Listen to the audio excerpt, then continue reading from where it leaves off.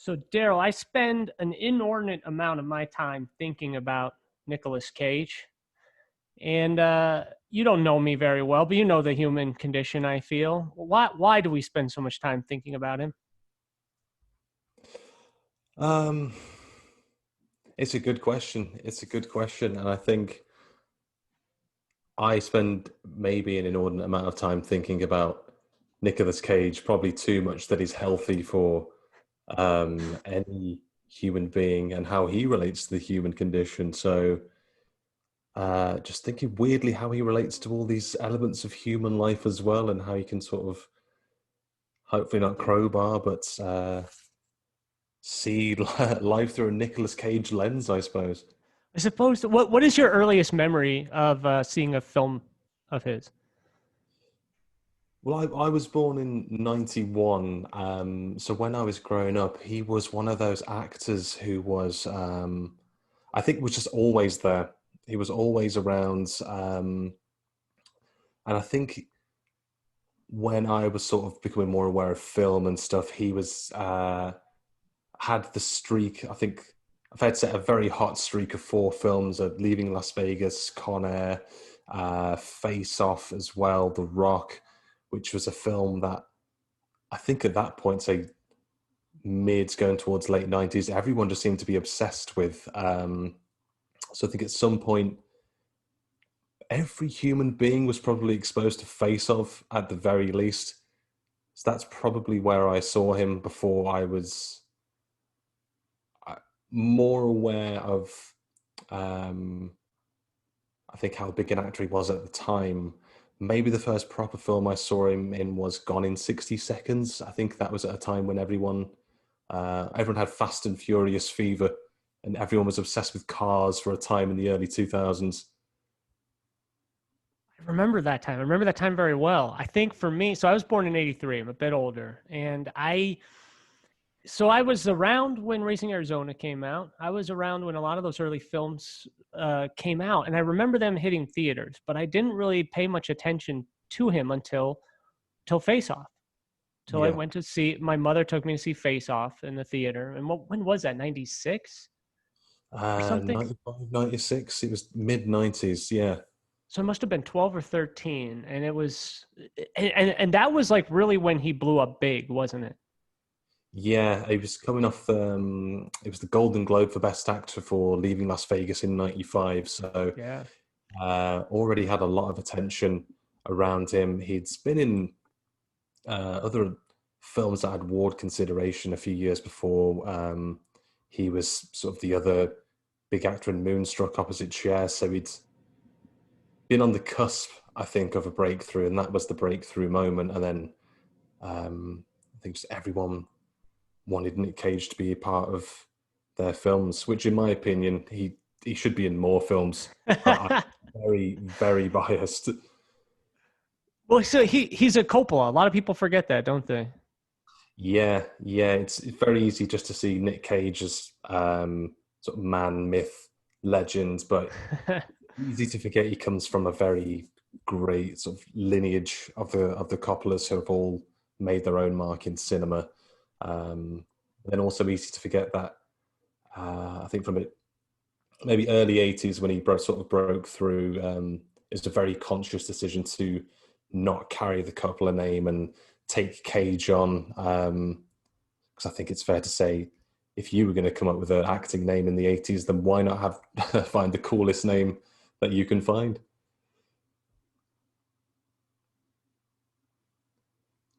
Sorry, I think audio just cut out a little bit there. Oh, that's right. He got it from the comic book character, didn't he?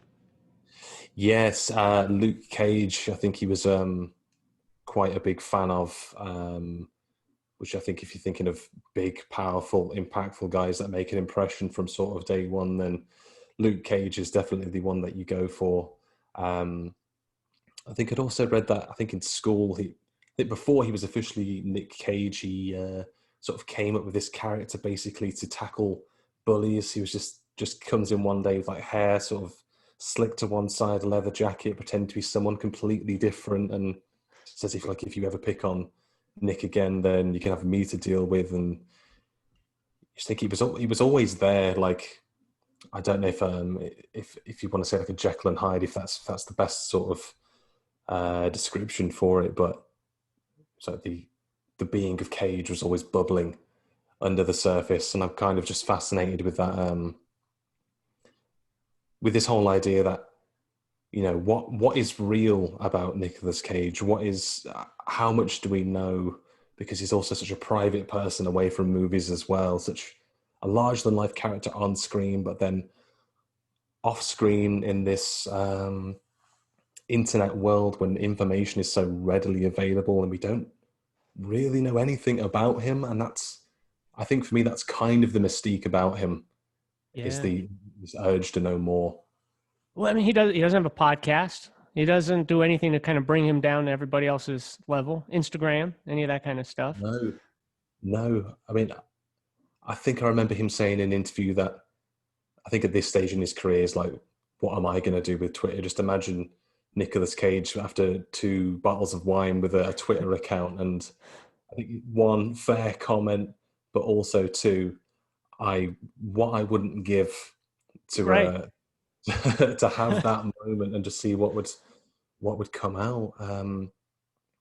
But I think that's again just going back to this is just part of the mystique about him. It's like when you hear the stories about him, it's like we need them to be true to sort of solidify this idea of Nicolas Cage as this monolith as a person, that he's got this house of dinosaur bones, and that he just makes just appearances in England as well. He's quite like an Anglophile. You might, I don't know how, if that story really sort of went overseas, but he has a house, I think it's in Somerset or Glastonbury, and he just turned up in a pub at New Year's Eve and bought the whole pub just a round of drinks. And I had no idea. um, I was just going to ask you if how big is he over there? I mean, again, very biased. I wish he was bigger. But we get these stories that like trickle through, and then there's a friend of mine who like lives in Glastonbury, and I'm like, the second you see him, you let me know. I'll pay any price, blank check, to get a train up there and just go cage hunting, which I realize is a very when the police listen to this podcast years down the line, yeah, okay, of course, that's why he's in prison. Um, but I didn't realize how, I guess, a fan of England that he was. I think going about 10 years ago, a friend of mine had gone to university in this place called Bath. And when he came back for a few days just to meet me and a friend, he said, oh, by the way, Nicolas Cage turned on the Christmas lights. And you think, no, he didn't. That's just a strange thing. You're making it up. It didn't happen. But then you find out it did happen. And we're like, what? How do you get Nicolas Cage to turn on the Christmas lights anywhere? And he's sort of visiting children in hospitals and signing guitars for them. Um, and I was thinking about this at, sort of on my way back home today. I think Nicolas Cage is one of those people who you could just take any random set of events, and certainly the way we look at him in films now and think, Nicolas Cage is a librarian, and you think, well, of course he is. Of course he is. He's the only person who could take any role, and then you just think with this perception of him, of course that's what he's doing. He wouldn't take I say quote unquote a normal role that anyone else would touch. And I think that's just one of the things that I love about him. He can just pop up, and you just, whatever the story is, you can just accept it because we kind of need it to be true. It's funny you say that because I, I'm not gonna lie. There's a part of me that feels like we're both in on some kind of joke here, right? Like Yeah, I get part of that. this is in jest. I believe. I talk about this with my friends all the time. That's why when I saw you at a podcast and I started following you on Twitter, I thought, oh my God, I'm not alone. Like there's more of us out there that really love this guy, talk Yeah, about him. Of course, it's somewhat, you know, again, making fun of ourselves, I guess, but I definitely think that he's an underrated actor for sure. And there's a reason why we talk about this stuff. There's a reason why we get together and chat about this kind of stuff. yeah, And part of me 100. wonders, like, why do I care? But Yeah. and yet I can't help it. It's it's such a weird thing. because I think there was an episode of Community when one of the characters touched on this, trying to put into a box, is Nicolas Cage a good actor or is he not? And by the end of the episode, the character, I think it was Abed, gets really frustrated because he just can't quantify Nicolas Cage. And again, I think that's the reason why I think we're looking at like a 40 or so year career here, over 100 credits to his name. Yeah. Um, you sort of think, how many people for a career that long are we still talking about? You know, you've got movies that stand the test of time, but Right. actors, um, That's a and very good point. it's just, he's one of those people who you just think, you know, is he just this larger than life internet joke? Is he a meme? Is he just some kind of a Kaufman-esque character who's just had us all in this ride? Or is he just one of the most sort of out there actors? But and sometimes I seem to flip flop on this. I'm like, no, that like no one else would sort of take a role and do it the way he's done it. But then you see other films where you're reminded, sort of like Raising Arizona, as you mentioned earlier, when it's like, no, he is a good actor. He's a really good actor, For and sure. it's you just can't pin him down. And again, for me, this is part of the allure of Cage, so to Yeah. speak. Well, the capabilities, the range. I think you mentioned that in the intro to your podcast. Is you got something like Leaving Las Vegas. I believe is only Academy Award. Is that right? Leaving Las Vegas, so the only, I think the Golden Globe that he's been awarded. I don't think he's won anything else, which one of the greatest travesties of Hollywood, if you're For going to sure. ask me on a personal level. Um, If that's, do you think that stuff really matters? The awards. it does and it doesn't. I think for what, and I come at this from a very biased perspective. It's like when you find yourself just one day just as invested in someone's career as you are Nicolas Cage's. There is that part of you that's rooting for him because you want him to sort of, and I don't think it's a breakthrough moment. I think after 40 years, I think he's already broken through. He doesn't need me with with a Nicolas Cage podcast to tell him that. Like, um, you want him to sort of have that recognition, and it's like a proud parent almost. You want people to see what you see about him, and not just Yeah. the internet memes. It's so easy to just YouTube Nicolas Cage and have Nicolas Cage screaming compilation. One of my personal favorite videos on YouTube is just a compilation of him screaming, sort of Nicolas Cage losing his shit. And I think that was what sort of re-triggered it. I was like, in all these films, he's just screaming. I was like, that surely not. But as I sort of find out in my little podcast journeys, he does, and it's never not exciting, and I don't know why. So, what made you actually do the podcast? What made you think like I gotta record this? The world needs to know more. Very true. They do. For me, was I think podcasting was always something on the periphery.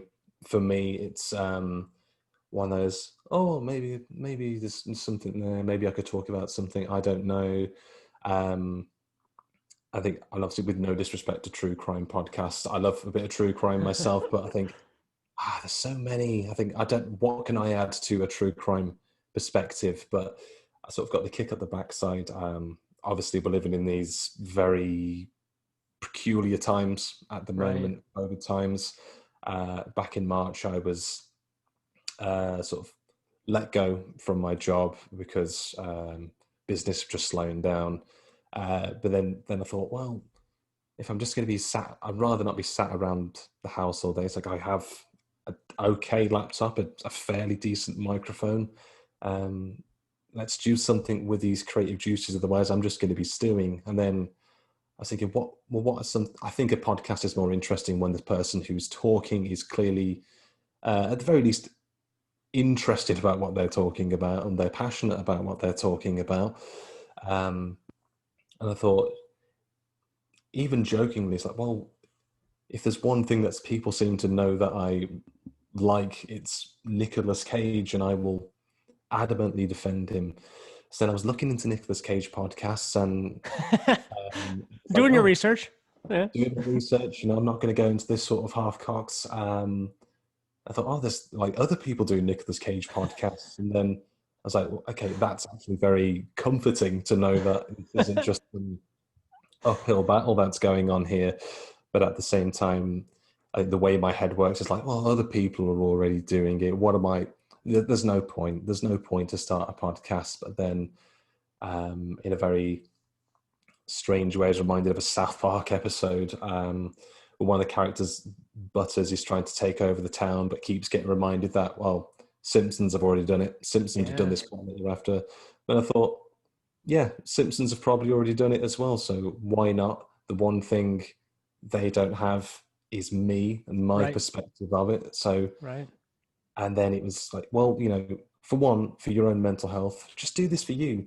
Just do this as something you can work on and be happy with and improve and improve. And um, even for myself, it was kind of, you know what, even if no one ever listens to this and this just becomes an archive that a grandchild finds 50, 100 years from now, at least you've got something quantifiable that you did, you made, you're happy with, and that should be enough. So that was kind of the driving force to keep going. Weirdly found that, I'm actually quite enjoying this. I thought lesser people with less of an obsession about Nicolas Cage would have stopped by now, and maybe rightfully so. But sort of 20 episodes in and still enjoying it. I love that. I really do. I talk about the same things with my fellow podcasters. So there's a lot of self-doubt. There's a lot of comparing yourself to other people who are doing the same thing or on the same subject. Mm. But you're absolutely right. Nobody has your unique point of view, your history, your voice. And so if you love the craft, you got to keep it up, you know? Yeah, absolutely, Um, absolutely. you kind of ask in your intro, has he ever done a bad movie? You kind of answer no. And I think that also is part of the joke, right? Because like, of course he has. Of course he has. Like, Well, from the like the my microscopic like Cage defender, I'm like, how dare you even broach that with me? But no, right. obviously, there's bad films. It kind of comes into part of my perspective as well. So it's kind of, well, what can I discuss differently about Nicolas Cage? And it was also part of my thinking, like, what if I, in some respects, sort of took on this almost evolving Cage-like character myself, who is overly defensive of him, is actually in fact in love with him, who will defend even his 0% movies. But then I think there was me and a fellow Cage podcaster who sort of, I think he sort of came up with the condition of like Cage home syndrome, where basically, I mean, I thought that's too perfect. Basically, you've watched so much Nicolas Cage that you become sympathetic to him, basically. yeah.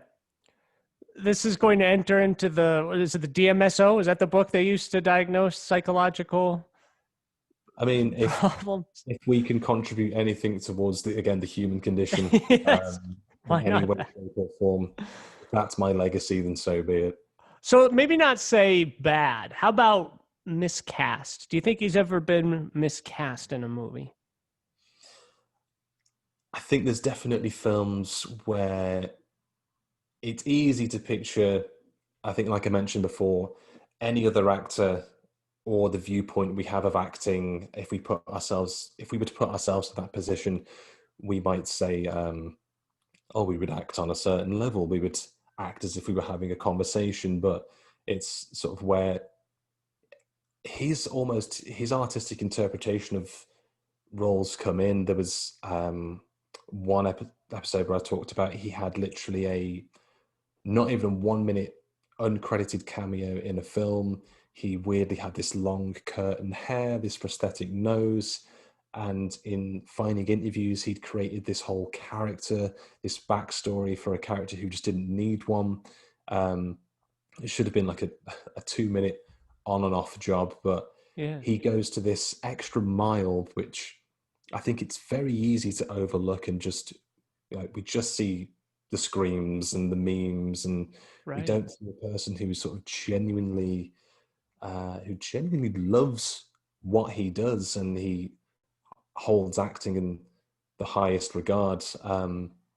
What I enjoy reading as well is is films that he was going to be in, but then for whatever reason wasn't.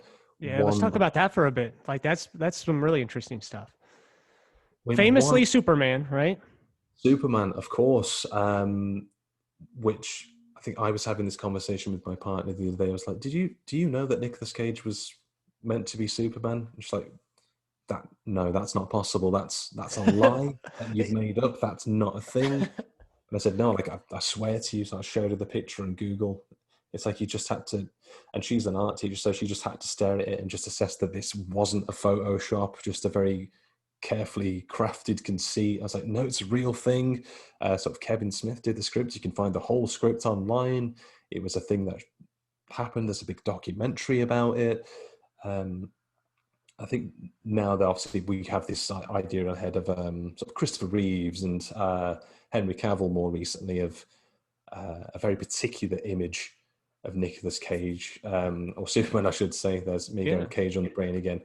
But to see him with like a slimmer Superman, but with the sort of long hair, it just attacks all these ideas that you have about a certain character. And I think that's where Nicolas Cage comes in. Yeah, what I love about that too is this, because he's a famously a huge comic book fan, right? I mean, I remember he auctioned off his copy of Action Comics #1, right? Like the first appearance of Superman, which is not an easy comic to find. So that guy really went out of his way to get it. So he must really, really appreciate comic books. He chose a name, Cage, after Luke Cage. And yet he still knew that if he was going to portray Superman, he couldn't do it the way other people did it, right? There's no point. He would have Yeah. to do it in his own way. Again, I think when that film was in the process of being made, when we think Superman, certainly at that time, it's Christopher Reeves. You have this idea, well, no one else can be Superman, but then Nicolas Cage coming in and sort of potentially shattering all perceptions of what Superman is, what Superman could have been, just finding a way to evolve a character who I think maybe certainly in America as well did not need to be changed. He was idealized and immortalized. There's no other interpretation of the character that you can have. I think the closest that they ever got to Cage as Superman was in I think it was 2 years ago, Teen Titans Go had an animated film out and he voiced Superman in that. As Right. basically as a nod. Like a Um, consolation prize, I guess. Basically a consolation prize for Yeah. people like me who Yeah. can Who were paying only attention to this stuff for years. who are paying attention and can only wonder what could have been. And there was another one, if you're familiar with Lord of the Rings, apparently he was cast as Aragorn and then dropped out of the project because I think Really? he didn't want to be away from his family in New Zealand. So I think Aragorn's such a critical character in the Fellowship. And Yeah. then the idea of him sort of charging into Mordor, just the imagery I have in my head, it's just sort of too perfect. Me too, the more you mention it. So he has to be aware of some of this stuff, right? The memes, the jokes, I mean, Definitely. yeah. Definitely. I don't think you can be in the business for as long as Nicolas Cage has been, sort of come through the advancement of technology and not even be a little bit aware of how you are perceived. I think I want to ballpark from the mid noughties, 2005, when before memes were titled as memes, there was sort of the Cage face. If you've seen Vampire's Kiss, it's a scene where he has his hair slicked back, his eyes are sort of Yeah. really wide, and he's sort of leant back and pointing. I think there was at one point he had just like a shirt with like the sketch of that on. Even if he didn't really understand it, he was always willing to embrace it. I think he realized that there's a perception of me. The best thing to do is embrace it rather than sort of challenge it, because I think if you sort of challenge these memes, it just encourages more memes, or at least the way internet culture seems to work these days. So he's got his finger on the pulse of how people see him, which I think is something else that's really overlooked about him. Yeah, for sure. I think all actors on some level or another, I guess, are playing a bit of a character themselves, right? I mean, Yeah. and I think that just some more than others. In today's day and age with Twitter, with podcasts and things like that, I think some actors have gone out of their way to kind of debase the old Hollywood myth. And some actors and actresses really kind of play up to it. And he seems to be one of the ones who, to use a British person, Sid Vicious, right? Like a lot of people would say that he lived Yeah, up to that moniker, right? Like he wasn't a person anymore. He wasn't John Beverly. He was Sid Vicious, and so he had to live up to that. Hunter S. Thompson, the famous writer here, he had to live yeah. up to the public perception of him. Do you think that? I wonder if Nicolas Cage has that same kind of pressure to like live up to the public perception of him. Yeah, sometimes I wonder if maybe that's why we don't always see him publicly or sort of in social media. Sometimes I kind of think, going back to like exactly what you were saying there, we see sort of the character, not the person, and it's almost like I think the closest way I can sort of pair the two would be sort of almost like professional wrestling. It's like if you go back to the 80s, the 90s, people see Hulk Hogan, not sort of like Terry Bowler the Man. We see Hulk Right. Hogan, the all-American figure, the Ultimate Warrior, the Undertaker. We see, Yeah. especially the Undertaker, like we see a dead man. We don't see the person who played him. And I think that's very much the same with Nicolas Cage. Yeah. Yeah. We don't see sort of like the father, sort of the man. We see the person who's bought dinosaur bones and has them in his house. We Right. see the person who, like I say, is turning on the Christmas lights in England somewhere.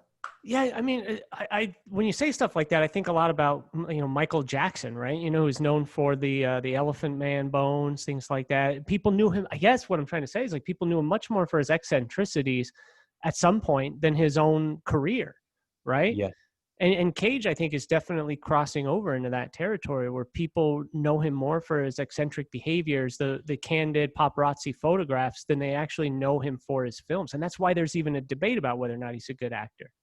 You know? yeah, I 100% agree. I think it goes back to what we were talking about earlier because there's all we know of him are these sort of images that we see of him sort of walking through a street in America with his sort of son, this like long-haired sort of Yeah. goth son of his. The stories that we hear secondhand, and you sort of think, how much about the person do we actually know? How much have we heard from his perspective outside of interviews and press junkets that he does for films? And Which are also highly contrived and not personal. yeah, I mean, you've got an interview about a film. You're sort of talking about, oh, what's the film about? What's your process? How did you get on Yeah, yeah, board yeah. with the film? And I found myself a few weeks ago just going down, I suppose, like a YouTube sort of rabbit hole of Cage interviews that he did, and I think this is almost going back to sort of the Cage home syndrome as well. We were talking about. It's like the Which I love, by more the way. it's a great term, and I hope he coins it one day and sort of trademarks it. But I found like the more I watched of him in the interviews, the more I was sort of starting to see sort of again how acting is. It's not just a job that happens to pay well. It's a lifestyle. It's almost like this sort of trance he goes into where he goes to another place, and how much it means to him. I think you can see a lot of actors who will do sort of the press circuits and stuff, and you see certain interviews when you get asked the same questions, you're just going through the motions. Hmm. You just have to get from one interview to the next. But I sort of noticed with Cage that you can sort of tell from sort of mannerisms, the way he was sort of leant forward, his head was slightly tilted, his eyebrows was like slightly down, that he was interested, like he wants to talk about acting, he wants to discuss the craft. Um, there was Q and A's he takes from uh, people as well, where he's generally interested to speak to people who want to speak to him, and I sort of gathered little glimpses of him as a person through that. There was one, I want to say maybe it was about 4 or 5 years ago, would have been the date on this one. He was doing an interview for Joe, as Q&A from the crowd at a film festival. It might have been South by Southwest or Tribeca Film Festival. And one of the women who asked him a question said, "Oh wait, I actually missed my flight because I wanted to just be here to get the opportunity to ask you a question." And then sort of without hesitation, without this sort of self-congratulatory pat on the back, he was like, "Oh, I really appreciate that. And what we're going to do is like, I'm going to take care of your flight home." And then he's like, "I want you to sort of speak to my assistant. We're going to get this all paid for. We're going to get you home." I mean, that's really cool, and that maybe explains some of his financial problems. Is this Well, buying everyone drinks in this pub in England, buying this woman's ticket home? buying drinks, buying flights, just buying the hearts of the nation, as far as I'm concerned. But, He sure as hell has. If he hasn't with his acting, he's doing it quite literally. definitely, and like I said, this is why the Cage Home syndrome comes in, because you see sort of more of the man than the character, and you see like all sort of contrivances and these grandiose stories and myths aside. There's a good guy in there. There's a nice guy who's wants to make a difference. Well, on that note, in your research and travels, something springs to mind about Johnny Depp, right? Wasn't there some kind of connection between the two of them? Where did he help Johnny Depp early on in his career? Or was it the other way around? And then there was something about the finances as well. They both maybe because he had financial troubles. Did they have the same? Do you know anything Yeah, about that? yeah. It seems that they took sort of a very similar path through the acting world. Sort of came through at a very similar time, went through some similar issues. Um, I'd have to sort of look it up. I believe Johnny Depp has sort of gone on the record and said that he owes his career to Nicolas Right, Cage. I thought so. Been a rock for him and just helped him out. I think you look at the two of them, and I think more so. Well, I guess especially with what we see with sort of Johnny Depp going through these court proceedings at the moment. For both of them, it's um, early in the career. You can both see that they were good-looking guys getting a lot of Yeah. roles, a lot of attention. It would have been very easy for either of them at any stage to have gone just entirely off the rails, not been able to come back from that. But they're both two people who've had this trajectory and sort of persevered and been able to take these different roles and sort of reinvent themselves. Yeah, It's you're just right. Like they interesting to don't see. fit the stereotypical has been scenario, dude. I think that's what people want, though. In a Schadenfreude kind of way. I think they want them to fail. They want Johnny Depp and Nicolas Cage specifically to fail. It's the whole sort of, I don't know, the nature of celebrity is such a Oh, it's weird thing. fascinating. Yeah, it's fascinating. Yeah, it's fascinating to look into, to see how you can be famous from a young age, and then you've got all these eyes on you, all this perception, this attention, and how some people can, I think understandably so, it can just get to you mentally. You can crumble, go off the rails. Some people, I think just going back to Nicolas Cage, seem to ride that wave.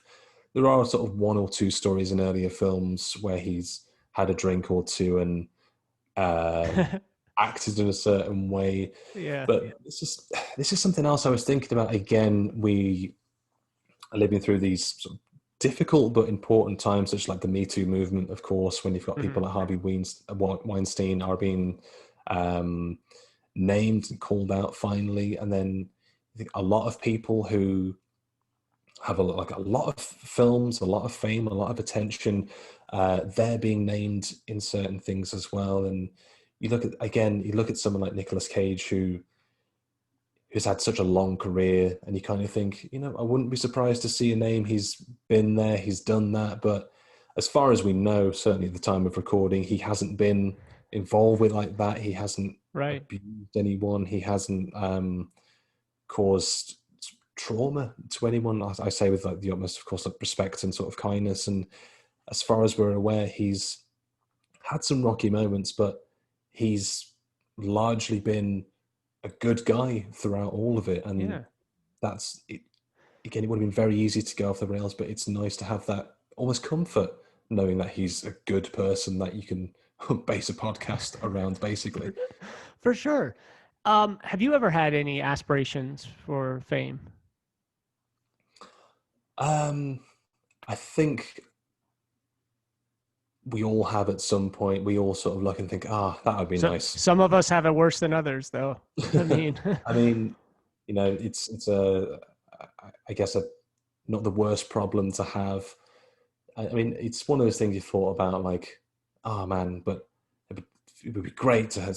I think more like, the fame, the money, the attention. So, the things that I could do, the things that I could buy. But then I think to myself, sort of touching on what we said here, like for me, and sort of I sort of know myself better now and my mental health. It's like, could I handle that? Like if I looked at my phone and saw 1,000 plus Twitter notifications, this going on the hypothetical that for some reason I'm an A-list celebrity in this rambling of mine, like could I handle just the phone buzzing? Could I handle leaving my door and seeing camera flashes? And I don't know if I could. I think if for whatever reason I was ever famous, or again in a hypothetical world where if my Nicolas Cage podcast sort of took off, I think the level of fame I would sort of want would be that maybe people would know my voice, but maybe they wouldn't know my face. I could still go to the shops and get my bits, like my bread and my toilet roll, and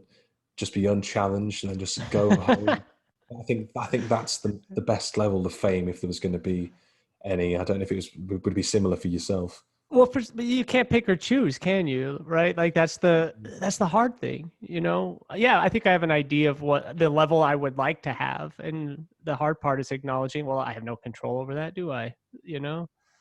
But Yeah, for sure, like, growing up, I wanted to be an actor. I went to film school, made movies, never really got going in that direction as for a living. But I think it was very, speaking of mental health, it was something that was very detrimental to me. I think I cared much more about being famous than I cared about making something for the love of making it. And that was my problem for a very, very long time. I think it caused me a lot of mental distress. no, I totally get that. I think for myself, recently as well, there's been this renewed focus on it's the perception I think people have of me versus what my perception of myself is, and it's like what do I actually want? What do I feel that I deserve and that I can attain? And realizing that my happiness and my self sense of importance and esteem is tangibly more important than what I allow myself to think other people think, if that makes sense. Yeah, I think so. Yeah. Um, Tell me a little bit about Leeds. What's Leeds like? So Leeds, I'm in the grand scheme of things relatively new to Leeds. I've been here 3.5 years at this point, so uh, I think I can indoctrinate myself in the north now.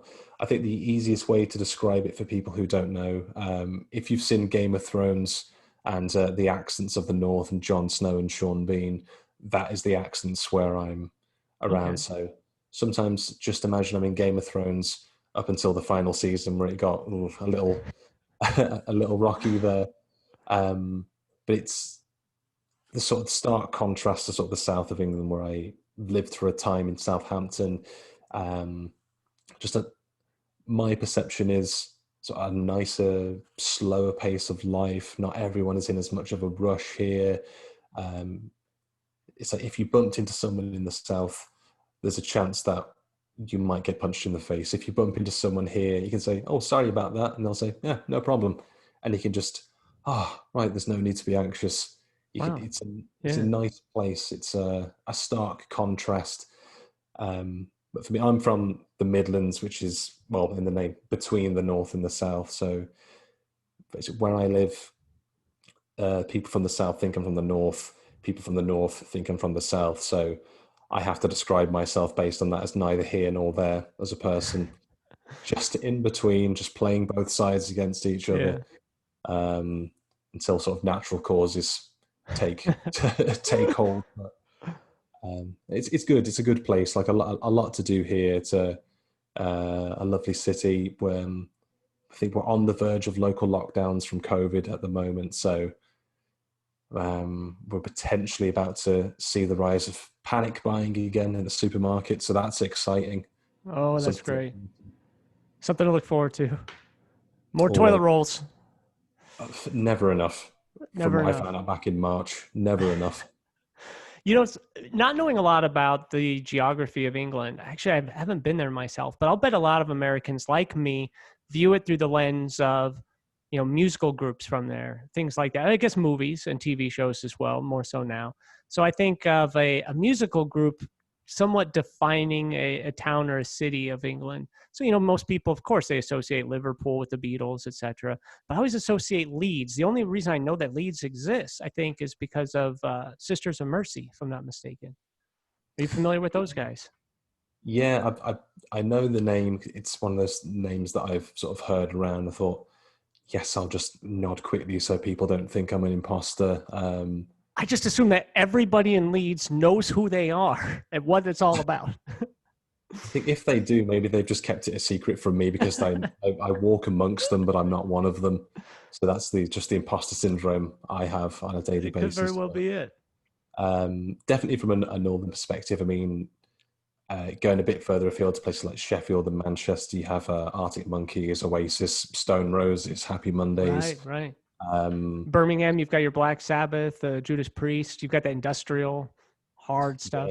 yeah, so Birmingham's sort of not too far from where I'm originally from. So Okay. a lot of big groups, very much associated with the big cities in the UK as well. So it was a very, I think it's fair to say, prestigious musical scene that we've got here as well. Did you ever do any acting? In university, I did Okay. student pieces where I think they needed. This is going to sound like I'm just patting myself on the back. They needed like a funny guy Please do. to sort Yeah. of come in. It was. I always wish that I'd done more. I think sort of talking about film, acting is one of those sort of things that I wish I'd done more of. I did Yeah. used to do sort of like live stand up. Weirdly enough, I went to university to do a course that was called comedy writing and performance, Huh. which is basically glorified clown school. Yeah, yeah, yeah. I've done that too. Yeah. I think you get it. You sort of get Yeah. it. It was good because that was one of the things that I've always been a huge comedy fan. For the longest time, wanted to sort of be a comedian, but then sort of after university, it's like, real life, that's a thing. I'll just leave my Right. dreams over there for a little while. Um, Not to say I'd never go back to it or anything, but that really helped with confidence and bringing myself out a bit more. Yeah, yeah. Did you do some stages? Like, did you get stage time over there? Any of the comedy Yeah, clubs? it was one of those things where it turns out there's a Facebook group for everything. So for like open micing, and then me and my other friends, we sort of set our own gigs up at the university. I used to run the comedy there with a friend that we inherited for someone else. So, excuse me. So we always in and around it because we'd sort of dived in at the deep end and just put ourselves in this comedy bubble. So it's still very much a driving influence in what I try to do now, especially with the podcast, just trying to make it funny. I think sometimes it's the imposter syndrome. I get aware of, like, you listen to yourself back and think, oh God, is that my voice? People listen Right. to this? Like, I mean, Yeah. like, is this good? So I try to think my, You've got a good voice, by the way. I'm not just saying that. oh, thank you very much. You're welcome. You are It seems, welcome, sir. it's a strange thing. It seems to be, in my head, I sort of listen to my voice. It's like, well, it's a very sort of monotone voice, and I think if people listen to me, they'd think, "Has anyone spoke to his mother? Is he okay? Is It's he all right?" soothing. It's a soothing I've, tone.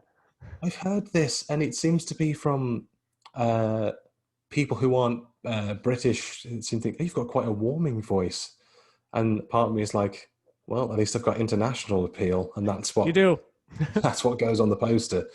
So um, that's something else. I think one of my sort of hopefully not too distant dreams. I think being voice acting would be so much fun. Oh Would God, love to yes. be a Yeah. voice actor, kind of a slightly obsessive like anime, but I kind of think could I like Nicolas Cage, could I scream for like 10 seconds and then be able to move on to the next line, next gig? And Well, jumping from that too, I feel like, you know, he's known a lot for his screaming, right? His meltdowns. I mean, you know, again, thinking about earliest memories, I think the earliest memory I have of him was not seeing the movie Kiss of Death, but the trailers for the movie Kiss of Death, which I yeah, didn't see it until probably a few years later, you know, when I was a little bit older. And, you know, so you got that to, again, Face Off, you know, the action movies where he's playing real outlandish characters. But people really do forget the subtle roles, the subtle Cage, the subtlety of yeah, Cage, how important it is to the acting world. yeah. This is again, he's such I suppose to use a term, and hopefully it translates, a Marmite character in that people have such a strong opinion one way. You either love him or you hate him. There's no in between. For about 20 weeks, I've been trying to pester my other half to say like, oh, would you want to talk with me on an episode? I think it was just fun to have the perspective of someone who doesn't really like him as much. But So she doesn't like him. no, I think it's the similar thing for like her with wrestling, because I'm a huge wrestling fan. She at one point didn't really like it, then she wasn't bothered by it. But I've basically broken her resolve down that she accepts wrestling and Nicolas Cage into her life. It's It's not kind of going like a away. cult, kind of like a cult almost. Yeah. You have to welcome our Lord and Savior Cage in. Yeah. Yeah. As long as she shows up for the holidays, like she doesn't have to worship every day. No, it's very flexible, like Nicolas Cage. It's a very flexible religion, and that's what it is Yeah. now. I think I remember I was early doors. I was sort of going through sort of the list of his films on Wikipedia and thinking like, she might like that, would not like that. I've got to keep that one away from her with an absolute barge pole. This one she will like. So How long have you I guys been think together? we have been together and about 5 years, 5.5 years. Okay. So no major surprises then. I mean, she, No, I, th- I think knowing what my sort of personality is like and the way my head works, sometimes can become, I guess, like obsessed with a thing or something for like a week, 2 weeks, and then that just drops off, and it's then I'm obsessed with the next thing. So it's like, oh, I guess this Nicolas Cage thing is here to stay. it's yeah, And now it you and was me my both. it was my 29th birthday the other week, and now I have a cardboard cut out of Nicolas Cage downstairs, Oh, it's which beautiful. she is mistaked for an intruder on two separate occasions now, which is never not Well, funny to me. knowing what we know about Nicolas Cage, it wouldn't be so surprising if it No, were an intruder. If he pops into pubs to buy drinks, is it so far fetched that he might pop into your house? I don't think it is. He's like the modern day Bigfoot. It's like you think you've seen him, you can't be sure. If he Right. did break into my house, I'd say, my lord, what is mine is yours. Help yourself to my wares. He's the one person who could just rob me, and I'd be like, that's fine. What a story, though. What a he, story. he needs it more than me, Yeah. you know? Or if it's finances or anything to be believed. Well, tell me a little bit about this wrestling interest of yours, because I would have assumed that it's not as big in England as it is here. It's a strange thing. Because I think a lot of people who grew up in a certain time, sort of like myself through the 90s when it was the WWF then and the WCW Yeah, going through what was called the Monday Night Wars and the Attitude Era, you had such characters, such massive characters that you still associate now. It's like Stone Cold Steve Austin, The Rock, right. The Undertaker, Triple H. And then you get to a certain age when I think naturally you grow up a bit, you realize, oh, it's not real. It's all scripted. They don't hate each other in real life. And then you kind of grow out of it. But for me, because I was never into football or soccer or any other sports, that was the one that stuck with me. There was something about the theatricality of it all and Right. the storylines and the characters. There was just something so mesmerizing about it. So I think for as long as I've been into wrestling, this idea of these larger than life characters has been very encapsulating for me. Yeah. Um, And there's undeniable, like, you can't deny that the athletics of it. It's impressive as hell. yeah, It's amazing. yeah, absolutely. And Fake or not. I mean, what these people do with their bodies is yeah, I mean, fantastic. like they said, the injuries are real, and it's that point where I don't think people really say it as much anymore. Certainly not in my experience. But when people say, like, it's not real, right? It's like, it's not real. It's like, well, I also know that Walter White wasn't actually making meth, and I also know that Friends was filmed in front of a live audience, believe it or not. Well said. I know that Rachel didn't actually get off of a plane. She just moved from one studio to the next. But it took anything away from it for me, so it shouldn't affect the way you see it either. I totally agree, man. I mean, I grew up adoring wrestling myself, and I just lost interest at one point. I haven't kept it up, but I absolutely appreciate it for what it is. I can't help it. Like, even now, if I'll drop in and watch an episode or something, you can't help but be transfixed by it. Yeah, absolutely. And it's certainly in the last few years as well, it's gone through something of like a renaissance period, Has sort it? of, again, sort of to link it back similar to Nicolas Cage and his films Yeah. recently. It went through a significant dip when I think people were just tired. They needed something different. So certainly from a WWE lens, they were so tired with the product and needed something different, needed something else that certainly in Britain, a lot of independent wrestling companies certainly rose to the fore. People like myself, we gravitated towards them, found like a whole new lease of life with wrestling. Like my interest and sort of passion for it was reignited. So it was just very exciting to sort of be a wrestling fan again and um, be sort of lost in it when you're watching it live. And I remember sort of taking my girlfriend to sort of the first wrestling show together in London. I had this like anxiety. It's like, one, I've got to come out to her as a wrestling fan. It's like, oh, that's so much drama in of itself. But then to my surprise, she was like, I actually kind of enjoyed that. And now she enjoys going. I'm like, I've done it. I've one of us. Now she's one of us. Oh, that's great. That is so great. What kinds of things do you have to accept about her that she thinks that you wouldn't like?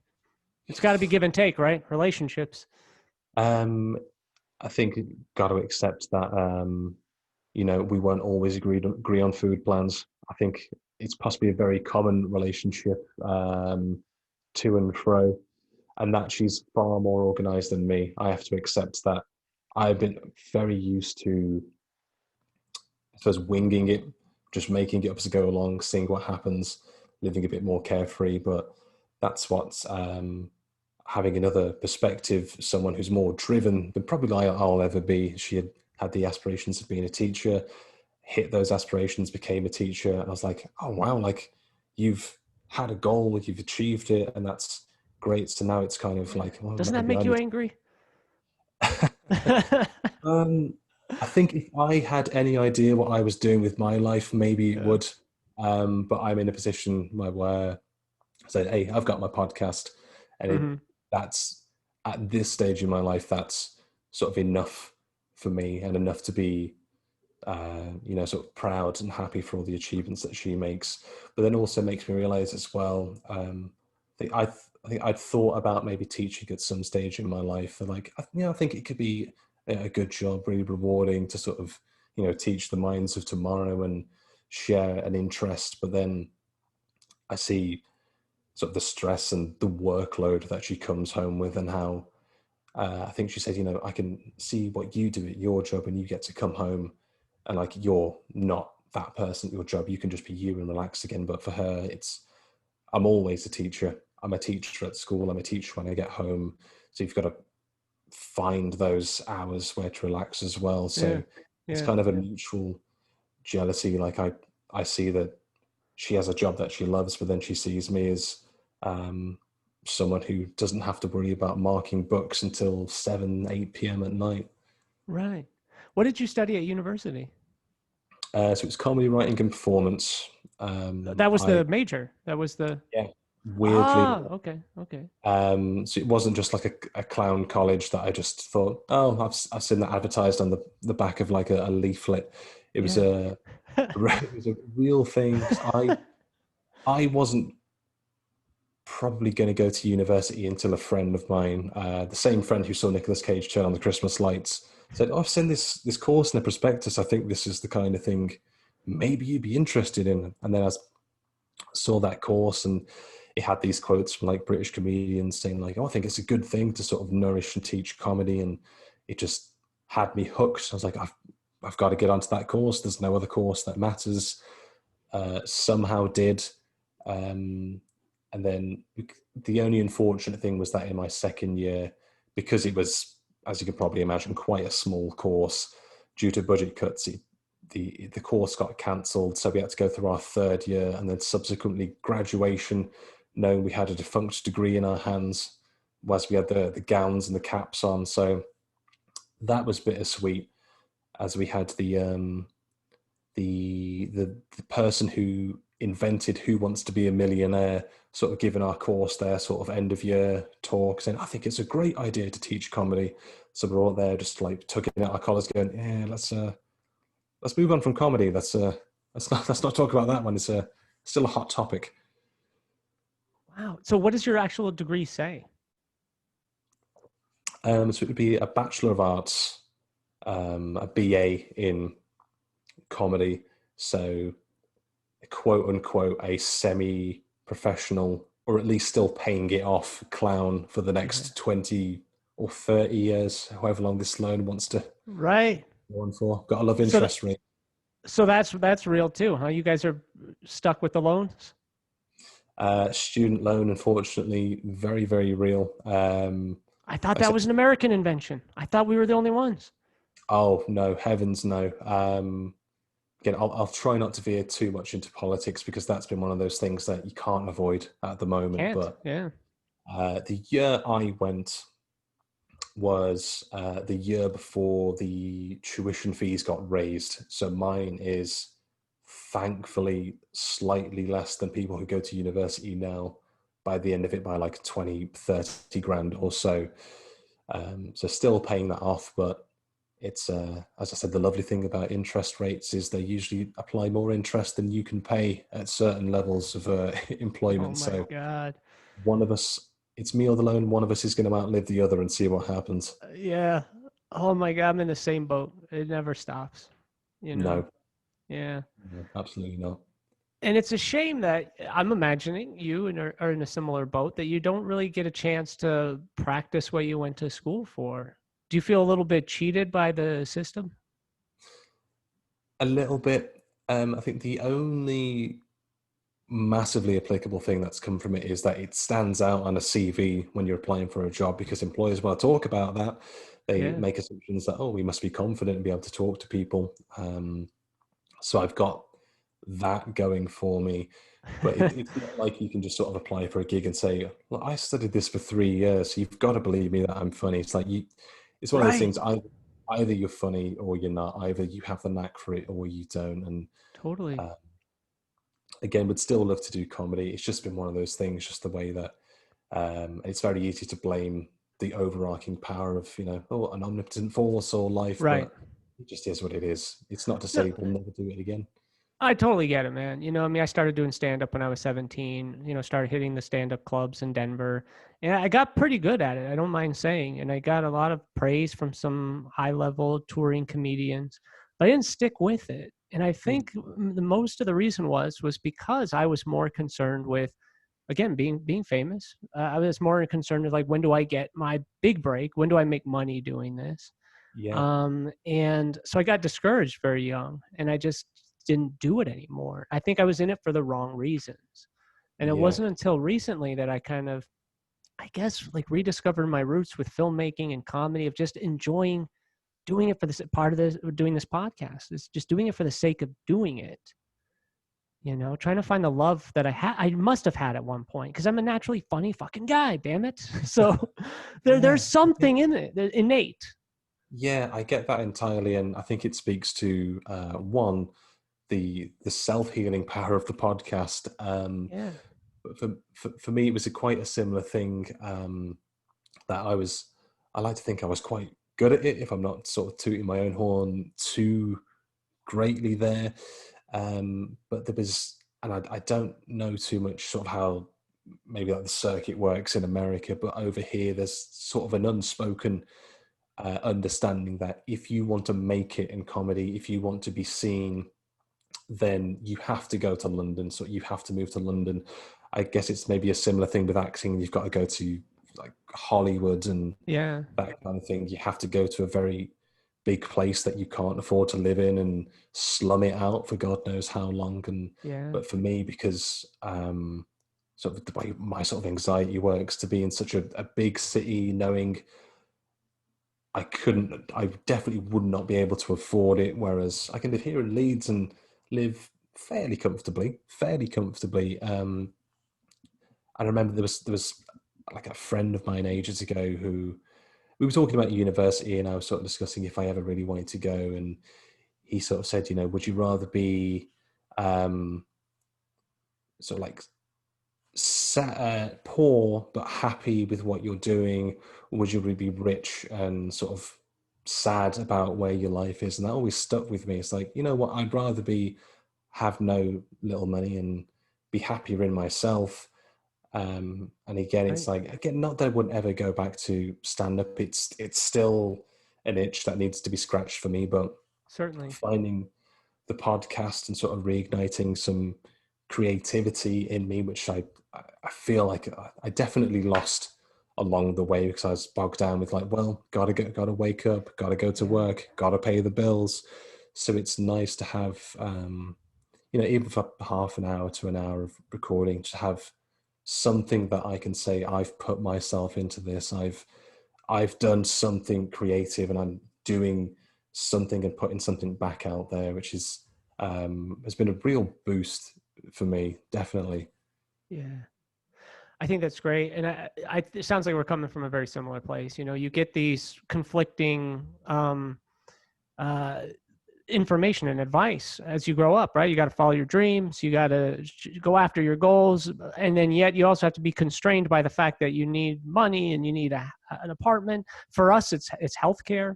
There's such an anxiety created over, like, if you leave your job, where are you going to get health insurance? What happens if you get a paper cut and you need stitches? Yeah, Like, I couldn't it's so imagine it. overwhelming. Yeah. And so you just cannot feel like you can leave, you know?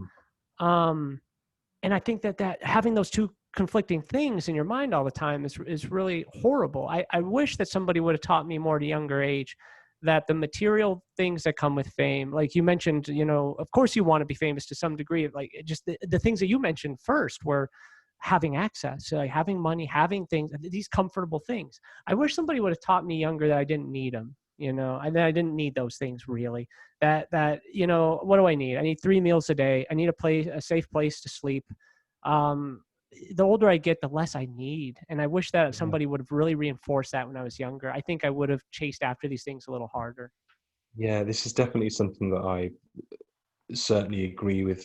And I was, again, something else I was thinking about the other day. I think it's so easy to think about these big goals that we have, these lofty goals. I know for me, it may sound a little over dramatic because I'm sort of 29 going on 30, but I was sort of thinking like, what did I really do with my 20s? What did I do? And then I was thinking, I'm looking for this one massive thing that defines my 20s, but then in doing that, I'm losing sight of all the smaller things that I've achieved and not noticed. And it's easy to take it for granted, but is being able to afford your own place, have 3 meals a day, is that not an achievement in itself? To know that you're looking after yourself, to take care of your mental health and your well-being, is that not an achievement in itself? And all these little things that I've completely overlooked. And again, for me recently was sort of going to therapy, something I'd Hmm. not realized I needed until I started and I put off. That's an achievement, to know that, you know, I wasn't okay, and to admit that, that is an achievement.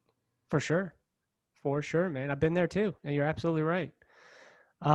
We've just got these priorities so backwards, you know what I mean? So Yeah. fucking backwards. And I think our countries are very similar in that regards. Yeah. Yeah. Well, I think it's, again, I speak for the perception of sort of like a British guy looking at America. We sort of sit back and think, you guys elected Donald Trump. That's what a silly thing you've done. That's so funny. But then you might look at us and think, you Brexit? What the hell are you guys doing over there? Yeah, I think so. For sure. For sure. That's what was going on. If you just follow the headlines, and Trump is one of those ones where, it's not so hard to understand the more you understand the American personality and the American, like, we're all the things that you and I have been talking about, the cult of fame, the cult of celebrity, cult of personality. When you use Yeah, that word cult of personality, we think Hitler and Stalin and Mao, we think of totalitarianism, but it's unique. It's unique per culture, right? In our culture, we're obsessed with celebrities, always have been. And so it's yeah, no small wonder why he's so beloved by, and not by a majority, by a minority, but it's a very loud minority that tends to really get their place at the table. And I feel like the people, those of us on the left, those of us who don't like him, a lot of us are just shrugging our shoulders of just like, well, I guess it's over. I guess this experiment is done. Let the babies have it. Let the right wing have it. yeah. It's very similar because I come from a sort of a left wing perspective myself, and um, we sort of look at that with Trump and we think, wow, you've got the votes coming up for quite shortly. Like, surely this experiment is over now. Like, you've tried it out. Let's all agree it's been weird. It's a thing Yeah. that you did. Um, and then for ourselves, where we sort of look and think, well, the right wing is just because they're so loud, and I think we live. Um, I think looking transatlantically in such a time of, and I hate to sort of use the term like alternative facts, but that's what it is. That's what we listen Yeah. to, is not the real stuff. It's such a reactionary, emotional time where it's like we have to react. We have to tweet about it, and I'm guilty of that. That's something I need to stop doing. I need to stop like forcing myself into a bandwagon and being like, oh, you've done this, then there's that, because I think to myself, am I really helping the discourse? Because we live in such a time, such a divided time now, where Yeah. it's left versus right here in England. It's so your Labour or your Conservatives. I'm sure in America it's your Democrat or sort of your Republican. Republican. Yeah. I've got those two right, and you kind of think, what's the out for both of us here? Because the UK and the US have always had, I think we've always coined it like the special relationship, and Right. what are we supposed to do? Because it could only take one small thing, and then Trump could say, well, we're not going to help you guys out, and then we we have no idea what we're doing for Brexit at the moment. You just look into the facts, and we've all voted for a thing based on emotions, and we've left Yeah. logic at the door. I think it was a similar thing for Trump, and now here we both are 4 years later, and like, well, we've just dug ourselves into deeper and deeper holes, and Yeah. Yeah. where are we? How do we get out of this? When will logic and reason come back? For me, a big part of that is doing what we're doing right now. Even though you and I politically, philosophically seem to be coming from the same place, I feel like it's very important to have conversations with people. A coworker of mine, she was explaining, telling me, well, on the Daily Show, popular comedy show here, these people, I love it when they go to these Trump rallies, and they interview these people and they ask them questions about why they vote for him, and then they point out the hypocrisies of their positions, and I just love that. Don't you love that? And I'm thinking like, no, I don't love that. Nobody loves that. Nobody loves it when you point out their hypocrisies. People hate that. And No, so when I hate comedians it do all as that for well. effect, like, yeah, you get a chuckle out of it, but that's not how you change minds. That's not how you have a conversation with people, by making fun of them, you know? No, and like I said, if this is something I've been guilty of, it's like, oh, we differ and you're wrong. Like, ha ha, look at you. What a silly thing that you've done. But you're exactly right. It's how do we focus the conversation, the discourse, when we're too busy just tweeting in all caps at each other and Yeah. um, not helping anything. It's so easy to just react when I think collectively we need to take a step back and think, well, let's not focus on what you've said. Should we not be looking at why you've come to this decision, why you've said that. It's very easy to think, this person's got a MAGA hat on, this person has voted for Trump, but what has happened in this lifetime to lead up to the decision of voting in this way? And you Right. have this whole broader context. It's like, Right. it's very easy, I think, on both of our sides now to feel, not part of the 1%, whether 99%, whether apparently the minority in the eye. It's easy to feel left behind politically, left out. That's certainly in England. That's why there's been, in recent sort of local voting, a swing towards the right. A lot of people that typically voted towards the left in working class and lower income areas felt like they'd been left out. They Yeah. were, you hear the slogans from another party saying, well, we can help you. And then you're like, well, I'm going to go to the guys that are going to help me.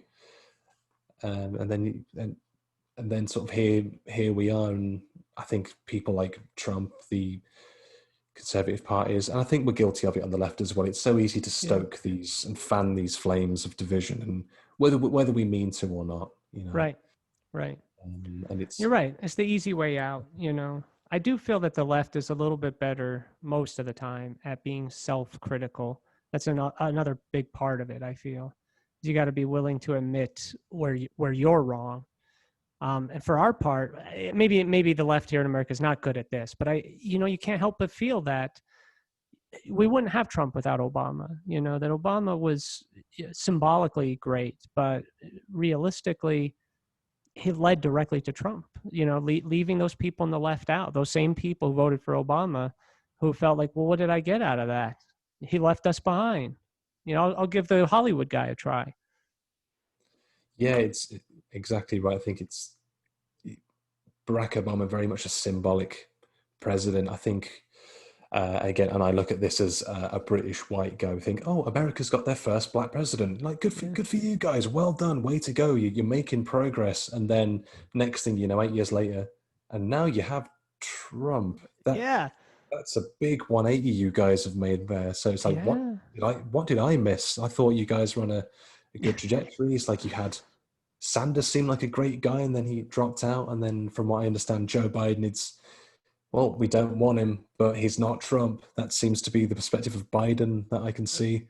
Very much so. I think that therein lies the American schizophrenia, right? Or the schizophrenia of our politics, is we're trying to go backwards. That's another reason why I started doing this podcast, is this obsession with nostalgia, going backwards, constantly trying to recapture the past and what that's doing to us as a people, what that's doing to us on this planet.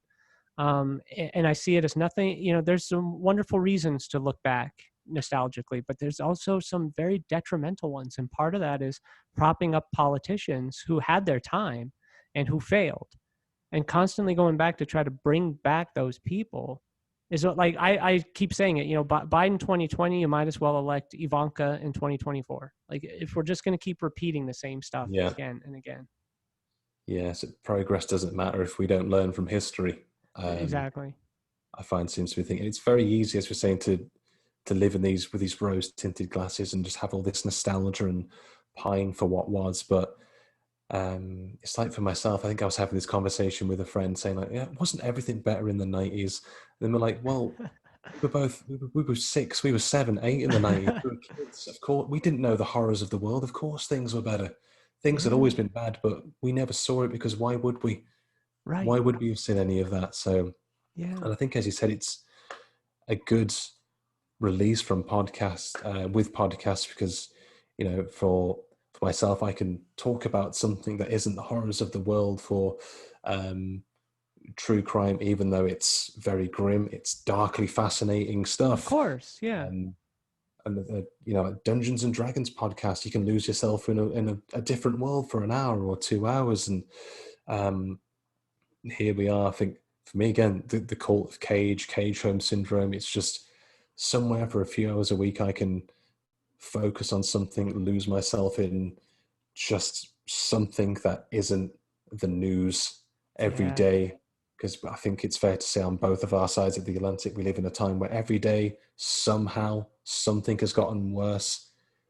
And I think I've already said to myself this year, maybe 75 times, like, well, surely this is it.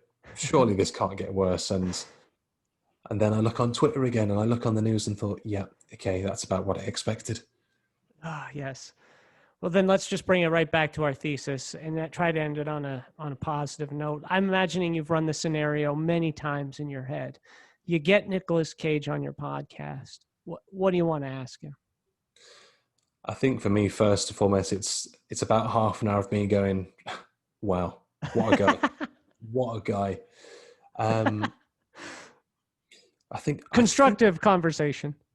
yeah. I mean, and I'd like to think you'd be humble. I mean, it's somewhere in America. I'm not sure where it is, but he has a film festival called Cage in his honor, and I think 2 or 3 years ago he actually turned up to it, and he was like watching his own films in the theater with the crowd, and he was like, "I'm just as weirded out by this as you guys are." Oh, that must be surreal. I think uh, I don't know if he officiated a wedding, he officiated or oversaw a proposal. He did like an Edgar Allan Poe reading or a H.P. Lovecraft reading. Um, but I think with someone who's lived his life, had the career he's had, still making movies, be like 2 or 3 films still to come out. A guy who's going through I think it's been often described like a renaissance of his career with films that are really putting him back into the conversation, like Joe, like Mandy, and I more forgot films about coming up. Joe. That was a great movie. This is that is exactly one of those films when people, and I think to use the term, have the audacity to suggest he's not a good actor. Right, right. Um, you sort of point him back and think, okay, has he had duds? Undoubtedly. Let's be honest, what actor hasn't had a few stinkers in there if the Of Rotten course. Tomatoes is anything to go by? But Yeah. look at films like Wild at Heart, Leaving Las Vegas, I spent Con Air, Adaptation. Face Off, Adaptation, Joe, Mandy that he's had, and he's had the Weatherman as well. He's had Bad Lieutenant, Port of Call, New Orleans. Bad Underrated. Lieutenant, a great film. Lord of War, very underrated film Yeah. he's in. He Yeah. has had an untouchable body of work that actors with his level of experience would kill to have those films on their Yeah. resume. Oh, yeah. Yeah. For as easy as to watch a film like Vampire's Kiss or Deadfall and just see the overacting, a man who's making bizarre choices and making his eyes as wide as they can go because he thought it was a good acting decision.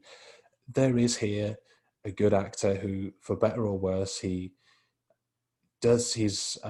brings his own perception of acting into it. He takes risks. He's doing things that other people aren't doing, and importantly, whether you like the film or not, you remember his performance. You were talking about Nicolas Cage, and if that's not the end goal at the end of it, then I don't know what is. I love And I that. think, And I think that that's something we could all take something from and apply to our lives. yeah, yeah, it's like it doesn't matter, like the highs, the lows. We do our own thing. We be true to ourselves, and then as long as we're happy with it, as long as we're proud of what we've done, is like we said, is that not enough? Are our own achievements not enough? Of course, yeah, man. Darryl, thanks for joining me. A pleasure, pleasure.